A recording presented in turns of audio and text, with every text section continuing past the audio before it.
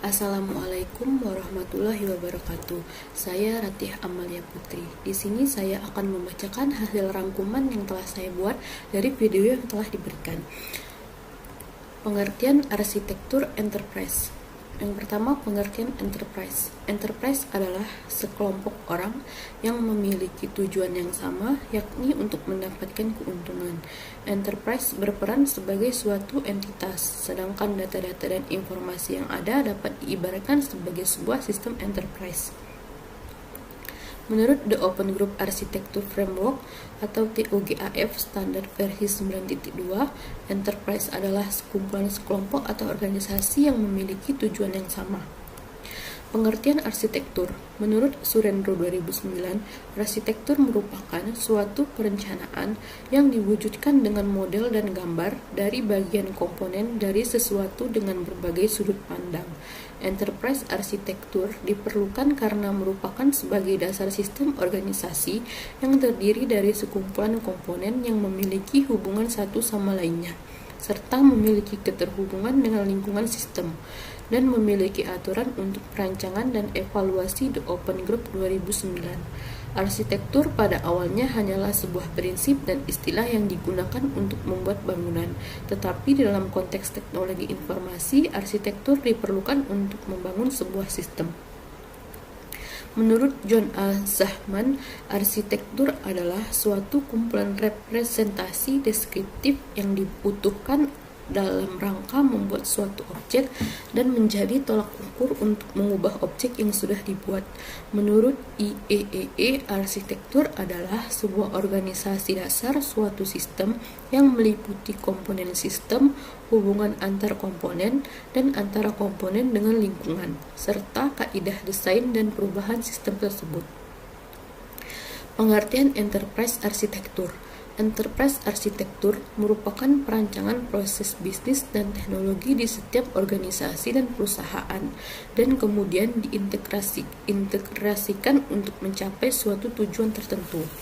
Menurut Surendro 2009, enterprise arsitektur merupakan kumpulan prinsip, metode, dan model yang bersifat masuk akal yang digunakan untuk mendesain dan merealisasikan sebuah struktur organisasi enterprise. Struktur organisasi, sistem informasi, dan sistem infrastrukturnya. Menurut The Open Group 2009, dapat disimpulkan enterprise arsitektur adalah blueprint organisasi yang menentukan bisnis, informasi, dan teknologi yang digunakan agar tercapai misi organisasi. Enterprise arsitektur dikonsentrasikan pada infrastruktur yang meliputi hardware, software, dan network untuk dapat bekerja secara bersama dengan misi, sasaran, dan tujuan organisasi untuk menjalankan proses bisnis organisasi dengan didukung oleh teknologi informasi. Berikut ini beberapa pengertian enterprise arsitektur menurut beberapa ahli.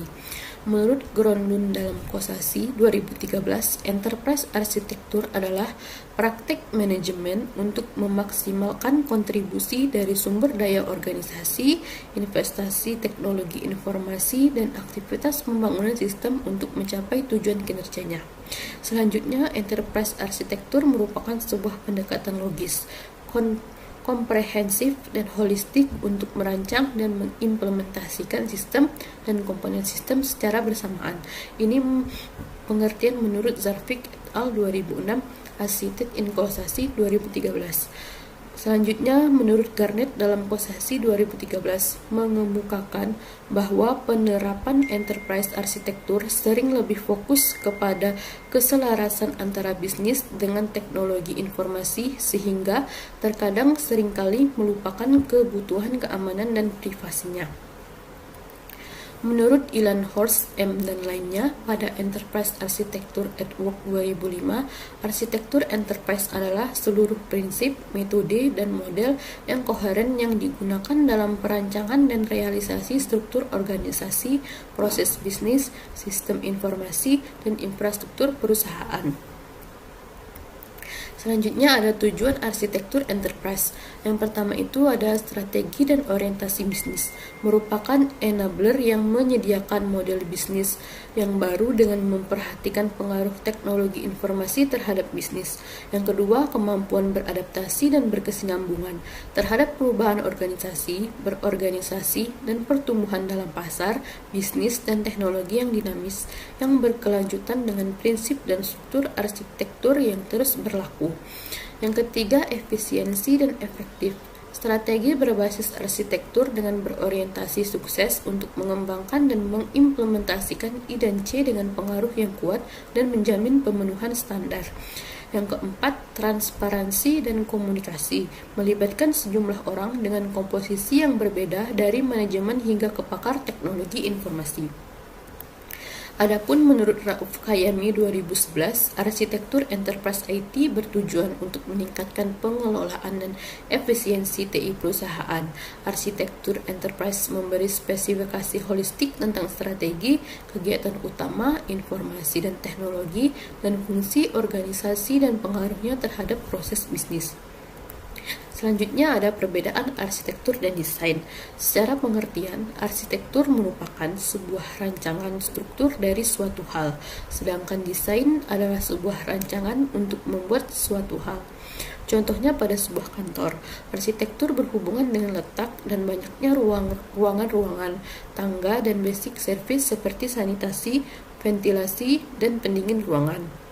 Sedangkan desain berhubungan dengan material interior, dekorasi dan hiasan, flooring, dan mebel. Selanjutnya, manfaat arsitektur enterprise dalam bidang bisnis yaitu keselarasan bisnis dan yang lebih baik, peningkatan kelincahan bisnis, efisiensi proses bisnis, mengurangi waktu ke pasar. Dalam bidang finansial, pengembalian investasi yang lebih baik dan pengurangan risiko untuk investasi di masa depan, penghematan biaya, dan model investasi yang dapat diprediksi. Dan dalam bidang IT, yang pertama itu peningkatan standarisasi dan penyelarasan teknologi, konsolidasi platform, dan penyederhanaan portofolio teknologi dan aplikasi. Yang selanjutnya, pendekatan arsitektur enterprise. Di sini terdapat beberapa arsitektur enterprise framework. Yang pertama itu ada Zahman Enterprise Framework. Di sini terdapat kerangka dari Zahman Enterprise Framework. John Zahman menerbitkan Zahman Framework for Enterprise Architecture pada tahun 1987 dan dianggap sebagai salah satu pelopor dalam domain ini. Menurut Zahman, peningkatan cakupan desain dan tingkat kompleksitas implementasi sistem informasi memaksa penggunaan beberapa konstruksi logis atau arsitektur. Kerangka Zahman didasarkan pada prinsip-prinsip arsitektur klasik yang membentuk persamaan umum, kosakata, dan seperangkat perspektif untuk menggambarkan sistem perusahaan yang kompleks. Kerangka kerja ini tidak memberikan panduan mengenai urutan, proses, atau implementasi, namun berfokus pada memastikan bahwa semua pandangan telah mapan, memastikan sistem yang lengkap terlepas dari urutan kemunculannya. Kerangka Zahman memiliki 6 perspektif atau pandangan. Yang pertama itu perencana, pemilik, perancang, pembangun, subkontraktor, dan pengguna. Karakteristik Zahman Framework. Yang pertama, mengkategorikan deliverables dari EA. Yang kedua, kegunaan EA yang terbatas. Yang ketiga, banyak diadopsi di seluruh dunia. Yang keempat, perspektif view yang kurang menyeluruh. Yang kelima, merupakan tool untuk perencanaan. Selanjutnya itu ada The Open Group Architecture Technique Framework atau TOGAF. The Open Group Architecture Technique atau TOGAF adalah sebuah framework yang dikembangkan oleh The Open Group Architecture Framework pada tahun 1995. Awalnya, TOGAF digunakan oleh Departemen Pertahanan Amerika Serikat. Namun, pada perkembangannya, TOGAF banyak digunakan pada berbagai bidang seperti perbankan, industri manufaktur, dan juga pendidikan. TOGAF ini digunakan untuk mengembangkan enterprise arsitektur, di mana terdapat metode dan tools yang detail untuk mengimplementasikannya. Hal inilah yang membedakan dengan framework EA lain, misalnya framework Zahman.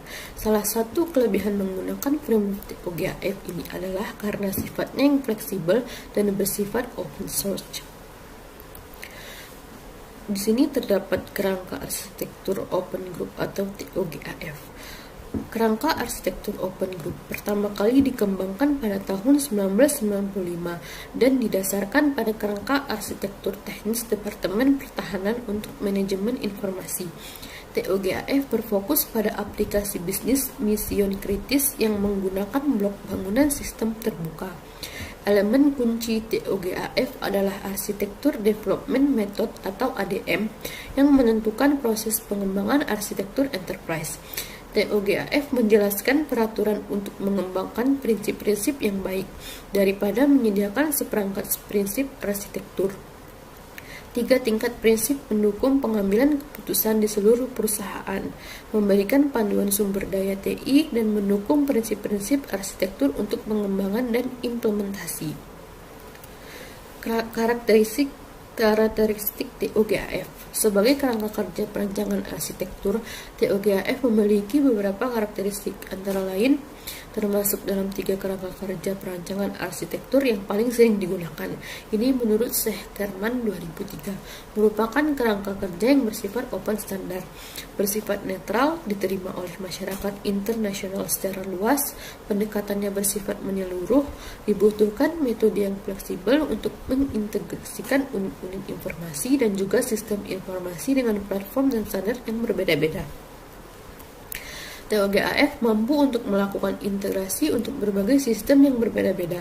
TOGAF adalah kerangka kerja umum dan dimaksudkan untuk digunakan dalam berbagai macam lingkungan. Ia menyediakan konten kerangka kerja yang fleksibel dan ekstensibel yang mendasari seperangkat pengiriman arsitektur generik. TOGAF cenderung bersifat generik dan fleksibel karena dapat mengantisipasi segala macam artefak yang mungkin muncul dalam proses perancangan. Standarnya diterima secara luas dan mampu mengatasi perubahan. Fokus pada siklus implementasi atau ADM dan proses. Kunci TOGAF adalah metode TOGAF Architecture Development Method untuk mengembangkan suatu arsitektur enterprise yang membahas kebutuhan bisnis. TOGAF relatif mudah diimplementasikan, dan yang terakhir, TOGAF bersifat open source sehingga bersifat netral terhadap teknologi dari vendor tertentu. Selanjutnya itu ada Federal Enterprise Architecture atau FEA. Federal Enterprise Architecture adalah arsitektur enterprise pemerintah federal. Sebuah enterprise arsitektur menggambarkan keadaan pada saat ini dan masa depan lembaga, dan menjabarkan rencana untuk transisi dari kondisi saat ini ke keadaan masa depan yang diinginkan. Federal Enterprise Architecture adalah sebuah karya dalam proses untuk mencapai tujuan tersebut. Hal ini dirancang untuk kemudahan berbagi informasi dan sumber daya di seluruh badan-badan federal, mengurangi biaya dan memperbaiki keadaan masyarakat. FEA dibangun dengan menggunakan berbagai macam model referensi yang mengembangkan taksonomi umum dan ontologi untuk menggambarkan sumber daya IT. Ini termasuk kinerja referensi model, bisnis model referensi, layanan komponen model referensi, data referensi model, dan model referensi teknis.